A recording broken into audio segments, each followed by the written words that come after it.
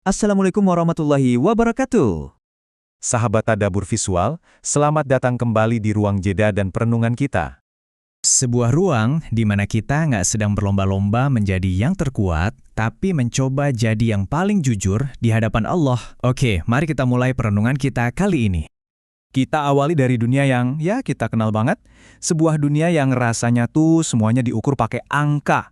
Sadar atau enggak, hampir semua aspek hidup kita sekarang ini seolah-olah punya metriknya sendiri. Ada semacam tekanan yang nggak kelihatan gitu ya, yang bikin kita terus-terusan menghitung, membandingkan, dan mengukur. Ya, coba aja lihat. Mulai dari saldo rekening kita, target bulanan di kantor, sampai jumlah likes di media sosial. Semua ini seakan-akan membangun sebuah narasi kalau sukses itu ya sesuatu yang bisa diangkakan, sesuatu yang bisa dipamerkan. Nah, media sosial inilah yang seringkali jadi pemicunya.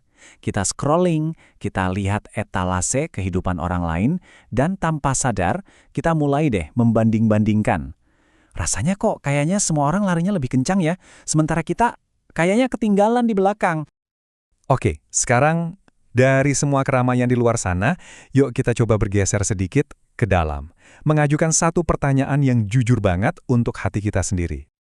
Ini nih, sebuah paradoks yang mungkin banyak dari kita pernah merasakannya. Secara logika kan harusnya kalau rezeki nambah, kita lebih bahagia dong. Tapi kok seringkali yang terjadi malah sebaliknya. Makin banyak yang dikejar, hati rasanya makin sesak, makin sempit. Aneh ya? Jadi mungkin poin pentingnya di sini adalah jangan-jangan selama ini kita salah memahami apa itu rezeki.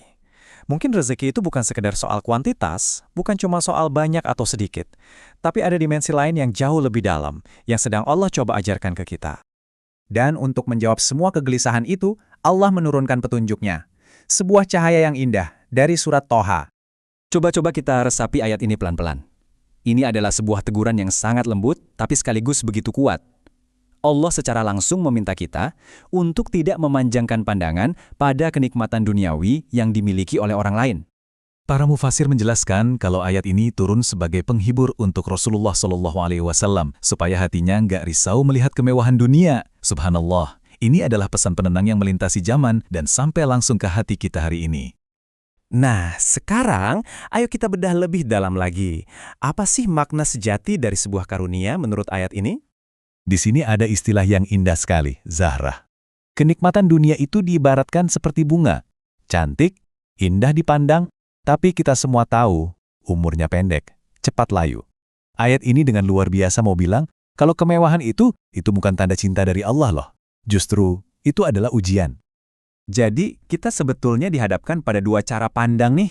Cara pandang pertama, fokusnya ke jumlah. Selalu soal angka, selalu membandingkan, dan gak akan pernah ada puasnya. Nah, cara pandang kedua, fokusnya pada rasa cukup. Disinilah letak qanaah, ketenangan, dan keberkahan. Inilah esensi dari keberkahan. Keberkahan itu bukan berarti hidup kita jadi tanpa masalah, bukan. Tapi keberkahan itu adalah kekuatan di dalam hati kita yang membuat sesuatu yang sedikit terasa cukup, yang cukup terasa melimpah. Keberkahan itu yang membuat hati kita kuat dan lapang saat menghadapi ujian. Nah, sekarang kita bawa semua perenungan ini kembali ke dalam diri kita masing-masing. Ini adalah soal pilihan personal kita. Oke, saya ingin mengajak Anda untuk benar-benar berhenti sejenak sekarang. Yuk, sama-sama kita tarik nafas yang dalam. Hembuskan perlahan. Rasakan momen ini. Lalu, coba dengan sangat jujur, tanyakan pada diri sendiri. Sebenarnya, apa sih yang sedang aku kejar mati-matian dalam hidup ini? Apakah hanya sekedar angka-angka rezeki yang sementara, atau ketenangan hati yang abadi yang Allah janjikan sebagai karunia terbaiknya? Jika refleksi ini terasa menenangkan, silakan bagikan kepada orang lain sebagai jalan menyebarkan kebaikan. Bukan untuk viral, tapi agar lebih banyak hati kembali mengingat Allah. Karena pada akhirnya, tadabbur itu bukan tentang tahu lebih banyak, tetapi tentang kembali kepada Allah dengan lebih sadar. Terima kasih telah menemani perenungan ini. Wassalamualaikum warahmatullahi wabarakatuh.